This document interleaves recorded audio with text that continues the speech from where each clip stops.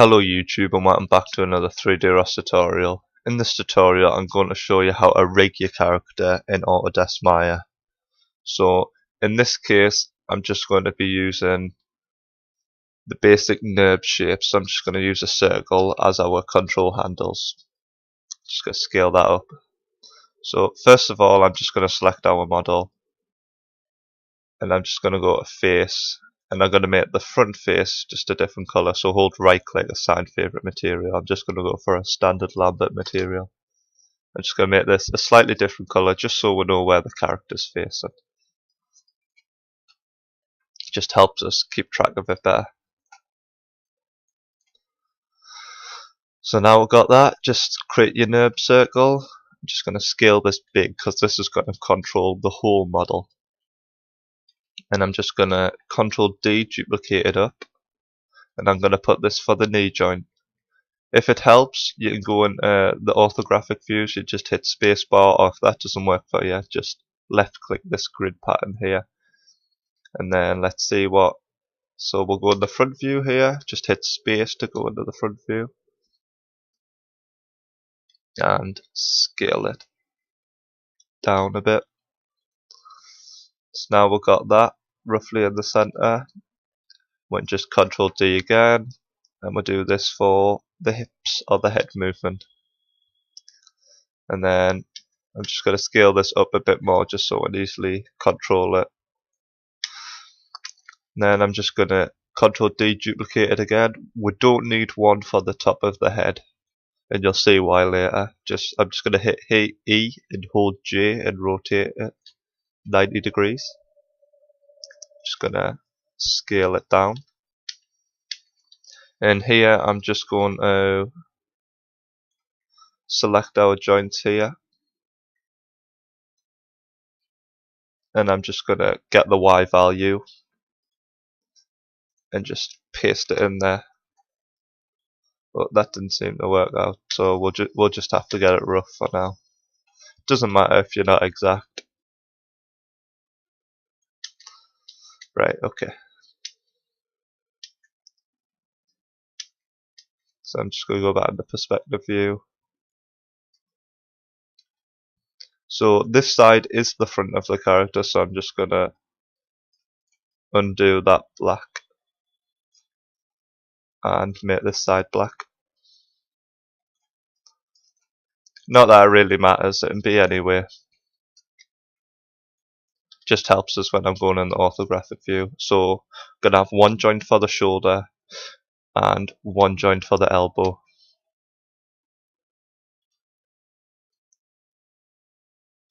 And then I'm just going to duplicate these, shift select them, then Ctrl D to duplicate them. So now we want to create the bone structure for our character. So to do that, we're just going to the rigging tab up here, and it's the second one. This will let you create bones. So we'll want to do this in the orthographic view because it'll get confused if we try and do it in the perspective. So just spacebar or the grid here and go into whichever orthographic view. So just hover over it and press spacebar. So now I'm just going to click at the bottom of our model, click in the center for the click inside the head, and then one for the top of the head. Now hit enter. So my joints are extremely tiny because I have my scale set differently to yours. So just bear with me with that. So if you want to select all of it, just select the bottom, and the bottom will select the whole line. So on the Z axis I'm just going to hit 0, so to the center of our grid. And then I'm going to create the arm joints now. So we're just going to X-ray mode, which is this one here. Again, if you don't see that, just hit this little tab here. X-ray mode. Go create the joints. Go create a joint on the elbow, shoulder, sorry, elbow, and then the hand.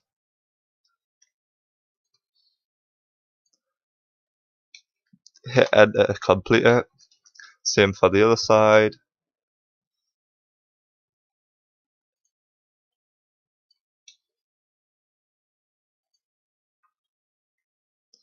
Enter to complete it. So now what we want to do is we want to connect these joints to this joint here, because we want the arms to rotate with the head, because the head is our body basically. So I'm just going to select our elbow joint and then shift select this joint here. I'm going to hit P to parent. I'm going to do the same for the other side.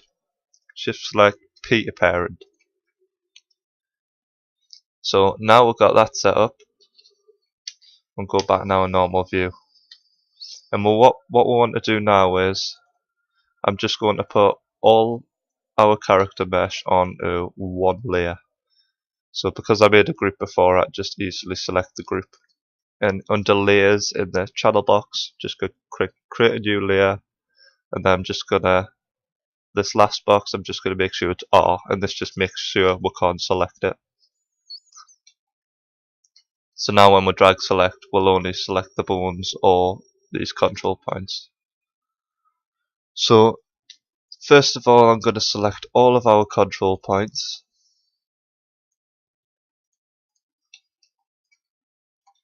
And then we want to go to modify freeze transformations, and this just sets all of the translations, rotations and scale back to 0. So when we zero them out in our animation, it'll go back to a T-pose.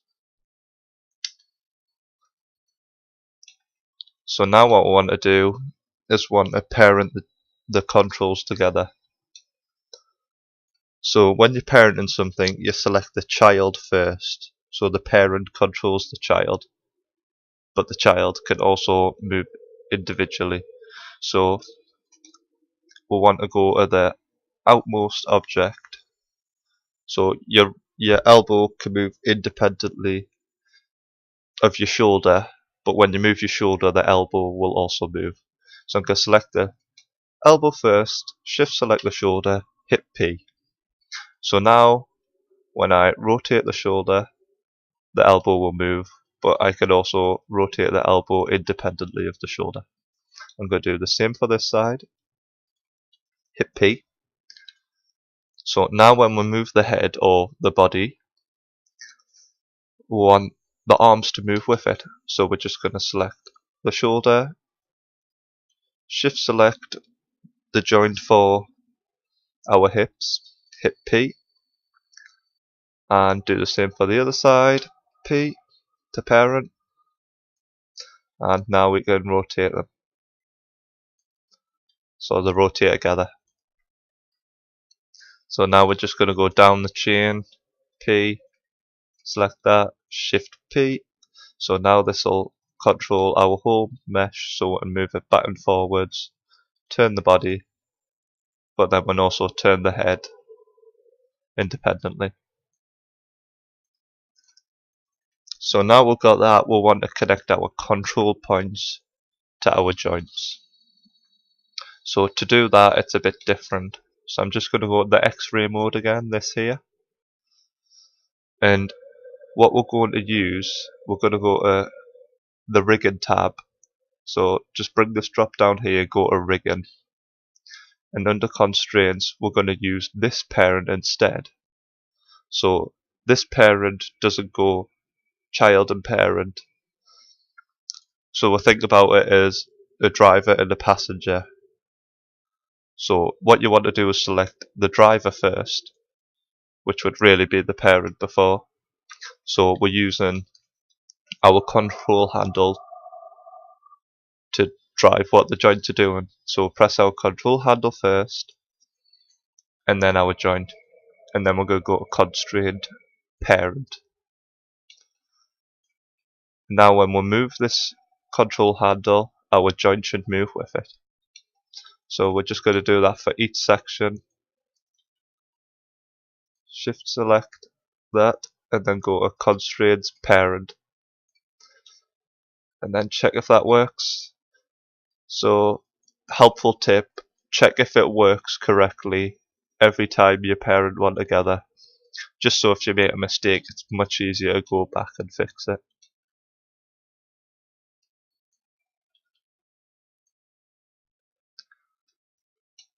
So here I'm just hitting G to repeat the last action, which in our case was constraint parent. And I'm just going along and making sure everything goes how we want it to go.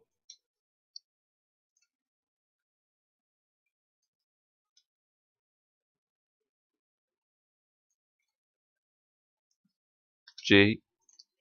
And then now when we rotate this, the arm should rotate, yes. Just going down the chain even more.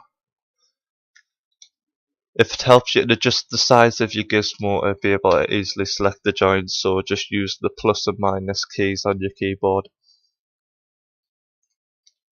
on the numpad.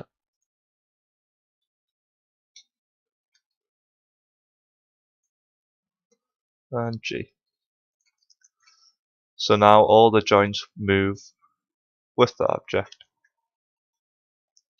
So now what we need to do is obviously translate that movement to our mesh. So first off, we want to make sure our mesh is parented correctly. So as I said before, you go to the outmost part and the other joint to control it. So we're just going to parent these together. So select the child first, then the parent, hit P. So this joint will move this arm. And then this joint onto that arm, P. And then this area onto that area, P. So now when we move this, we'll move it like that, or we'll move it there. So what I forgot to do was reset the transforms first on these objects. So I'm just going to select all of our mesh, or just go into the group. I'm going to go, make sure you got all the objects selected rather than the group itself. Go to modify, freeze transformations. So when you zero the objects out, and have it back to normal.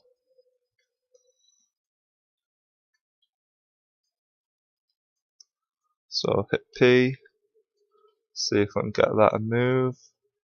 Then that moves independently there. Perfect. So I'm just going to go for the same on the other side.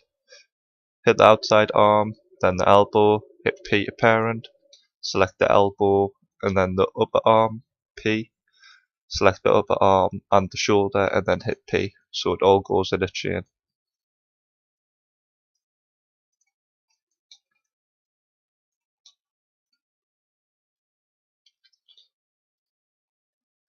So just parenting the shoulder to the head, because when the head moves, we want the shoulders to move also, as so.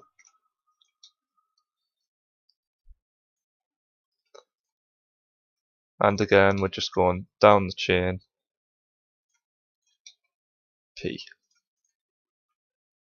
So now when we move the bottom leg around, that'll move. Say if we want to move lean back, we'll do that. So now that's all working perfectly. So now we want to connect the bones to the mesh itself, so when we move our control handles, our object will also move. So to do that, we just need to parent these to the object.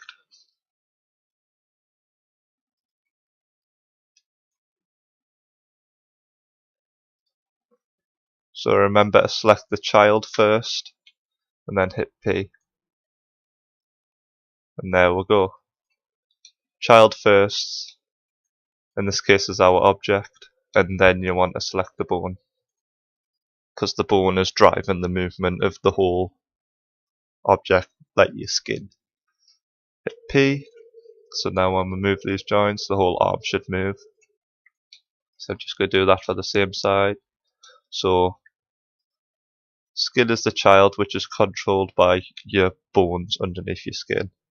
So hit P, P. So just check to make sure it works as we go along, just to make sure we haven't made any problems. There we go, so that's working. Again, just use X-ray mode so you can easily see underneath the object. So I want to connect this head to the bone here, hit P.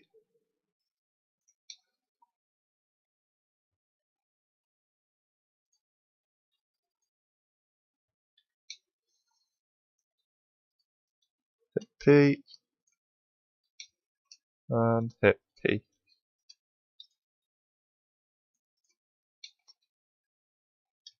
Just check if all the areas have worked. Yeah, there we go, that's working perfectly.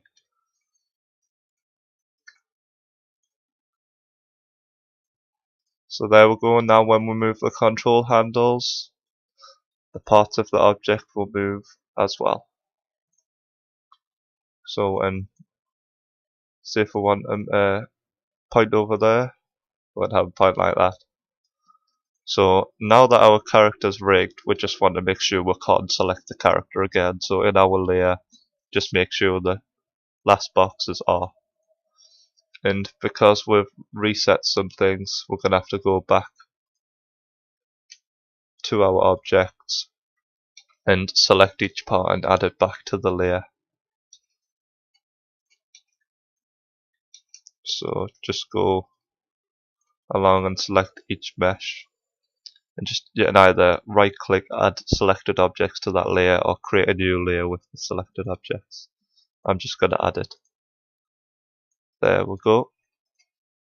So now when we drag select, we shouldn't be able to select the objects, but we can select the joints.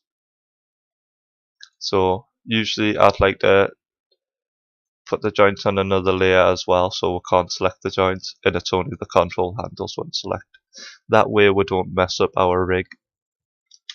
So in the next tutorial, I'm going to show you how to start animating this character and do some basic movements. So I hope you're liking the series so far, and if you like this video, give it a like. If you disliked it, give it a dislike, and consider subscribing to 3D Ross on YouTube for more 3D modeling tutorials, animation, engine projects, etc. So I hope you like this video, and I'll see you in the next one.